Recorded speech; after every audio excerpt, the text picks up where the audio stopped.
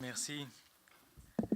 Mais ça me touche beaucoup parce qu'en plus, mes objets de recherche, vous l'avez entendu, je m'intéresse beaucoup à la place du vélo et de la marche dans le rapport entre les personnes et la ville, surtout les enfants et la ville. Donc, on pensait pour la fille de Pierre, bien sûr, pour qu'elle aille bientôt beaucoup mieux. Euh, Moi, je voulais vous parler un peu dans la foulée de ce qui vient d'être dit. Euh, non pas du bâtiment, non pas à l'échelle du bâtiment, à l'échelle un peu plus large, un peu plus vaste, l'échelle de la collectivité, puis aussi à l'échelle temporelle plus large que juste celle de la construction d'un bâtiment ou son occupation immédiate, vraiment à l'échelle de la durée de nos milieux de vie. Ce sont peut-être des réflexes, penser à ça, penser à ces autres échelles, des réflexes difficiles à adopter, mais ô combien nécessaire si on veut vraiment commencer à faire différemment nos milieux de vie, aménager différemment nos milieux de vie. Donc, au moment où Baie-Saint-Paul se trouve, je trouve important, et c'est l'essentiel de mon message, d'oser à penser de manière moins simpliste les milieux de vie et les principes qui devraient guider l'aménagement de nos milieux de vie. Je vais vous parler d'une simplification d'ailleurs qui revient très souvent, la simplification qui concerne la famille. Les familles, on voit dans les affiches de promotion des projets immobiliers, n'est-ce pas? Projets familial. On voit dans les plans d'urbanisme, dans les schémas d'aménagement, n'importe quel outil ou n'importe quel palier de gouvernement ou acteur de l'aménagement de nos villes, on parle souvent des familles, de plus en plus de familles, à raison, mais on en parle de manière assez simplifiée. Qu'est-ce qu'on y voit souvent? Deux parents avec une poussette et peut-être aussi un deuxième enfant. Mais ça, c'est un modèle de famille qui est minoritaire dans le monde, et surtout au Canada. La famille qu'on appelle nucléaire, c'est la famille la plus rare finalement parmi les familles que l'on retrouve au Canada. On le voit par l'évolution de nos modes de vie que les familles se compte au pluriel et se compte par différences vraiment importantes en nombre de quantité de personnes, sexe, âge. Donc, quand on parle aujourd'hui de famille, on devrait parler vraiment d'une diversité d'associations de personnes qui devrait nous amener justement à voir la nécessité de repenser la manière dont on fait nos milieux de vie, non seulement en termes d'économie, comme on vient de le voir, et c'est déjà très convaincant, n'est-ce pas, comme argument. C'est important de faire différemment les choses pour notre économie individuelle ou collective, mais aussi c'est important de le faire pour des raisons de qualité de vie. Parce que nous aménageons des milieux de vie souvent en fonction d'une vision assez réductrice et assez simplificatrice de ce qu'est une famille. Et à très peu de temps, après la construction et l'occupation des projets immobiliers, ce qu'on trouve, c'est une énorme inadéquation entre ce qui est construit puis les modes de vie des gens qui habitent dans ces milieux-là.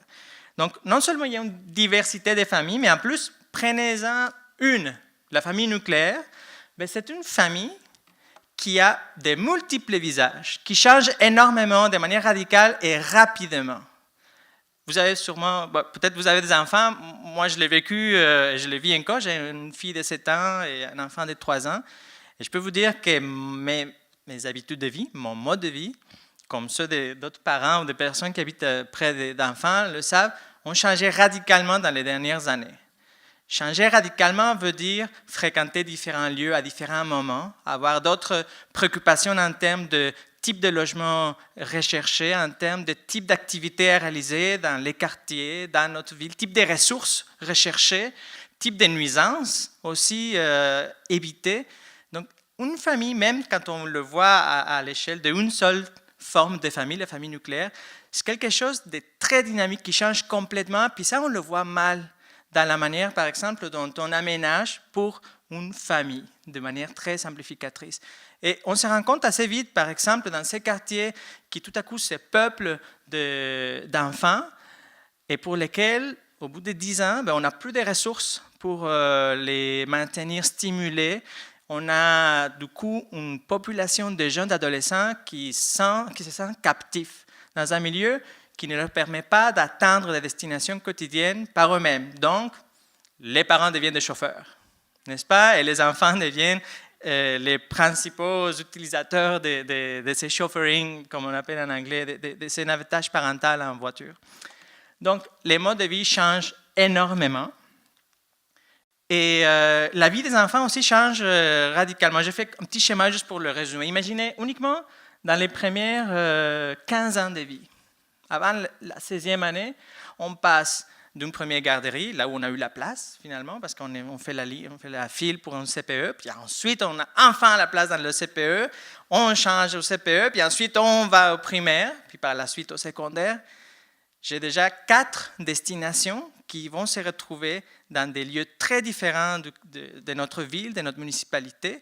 4 destinations très structurantes parce que ce sont elles qui déterminent l'organisation du ménage, l'organisation de la famille en termes de mobilité quotidienne. Vous voyez? Donc, on ne peut pas croire, on ne peut pas espérer de manière rationnelle qu'un milieu qui est très approprié pour un type de famille à un moment précis va demeurer pertinent, va demeurer adapté pendant tout le cycle de vie d'une famille et pour toutes les formes de familles qui existent. Vous voyez, j'essaie de vous démontrer à quel point on a besoin des milieux diversifiés. En fait, des milieux de vie à l'image de ce que nous sommes comme collectivité, comme société diversifiée.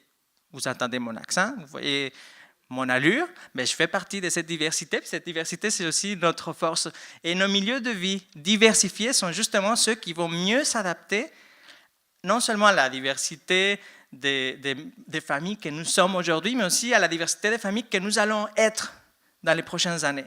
Parce que la famille que je suis aujourd'hui, à laquelle j'appartiens aujourd'hui, va être très différente, je vous l'assure, dans 4-5 ans, ne serait-ce que parce qu'il va y avoir une destination très différente pour les déplacements du matin de mes enfants. Donc, quelle est la piste à suivre ou en tant que municipalité, que collectivité, comment traduire ça en principe d'aménagement?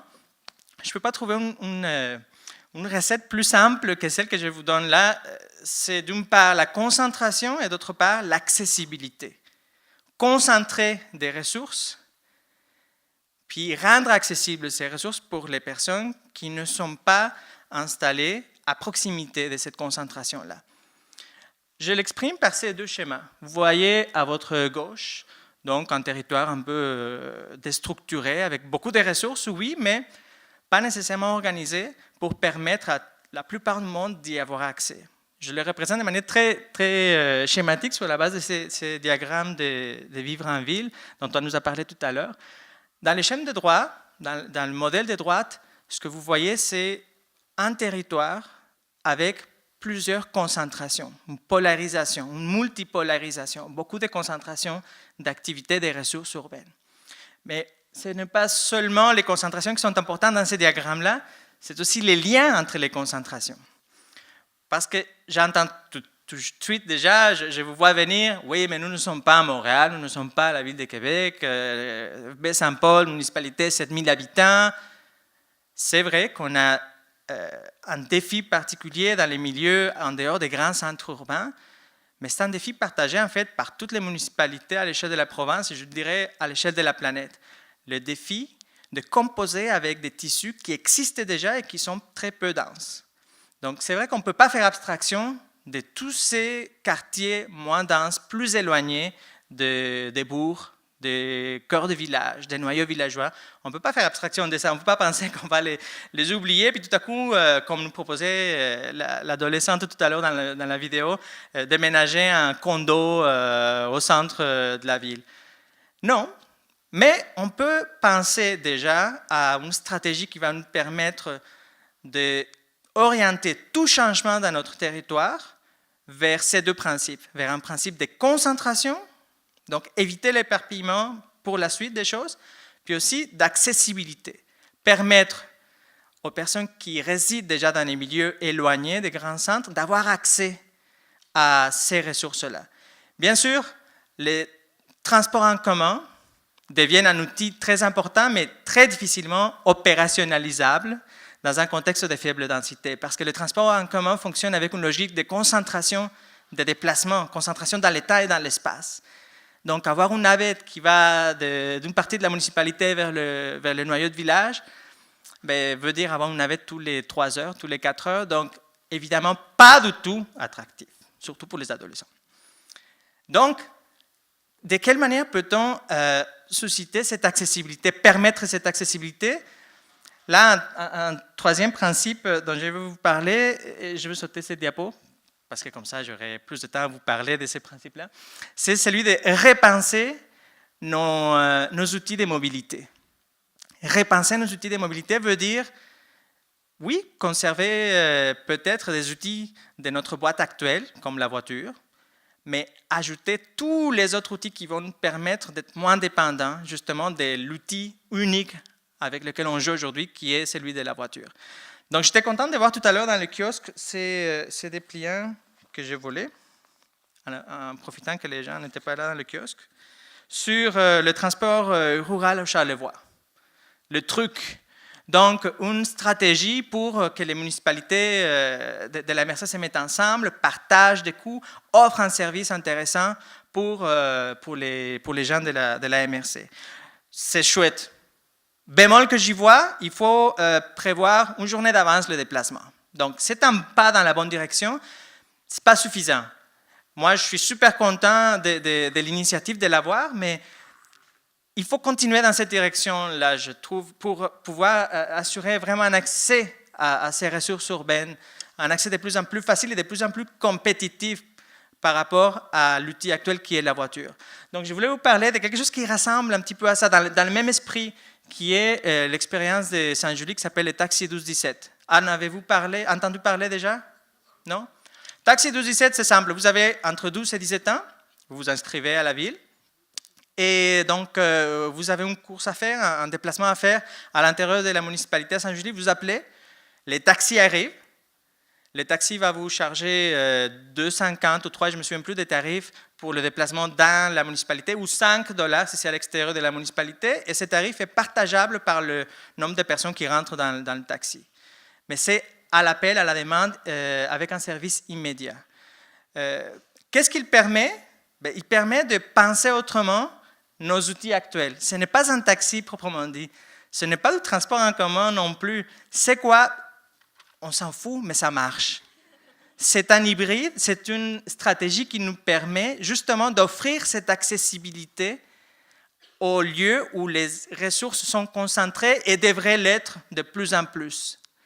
Donc, c'est un appel, donc, pour récapituler, pour garder en tête ces 3 idées au moment de réfléchir à votre agenda 21 à venir et à vos plans futurs. L'importance de concentrer vos ressources pour les rendre plus accessibles, faciliter l'accès à ceux et celles qui ne sont pas vraiment installés, qui n'habitent pas à côté dans les noyaux villageois, par une réinvention, par une déconstruction, puis une reconstruction plus créative d'outils de mobilité. Donc, vous avez beaucoup de pain sur la planche, mais beaucoup aussi des gens qui veulent travailler avec vous, ne serait-ce que dans les universités comme celle de Montréal, dont on a parlé un petit peu ce matin, mais dans laquelle on fait aussi des bonnes choses, puis on serait content de maintenir la collaboration. Donc, merci beaucoup. Voilà.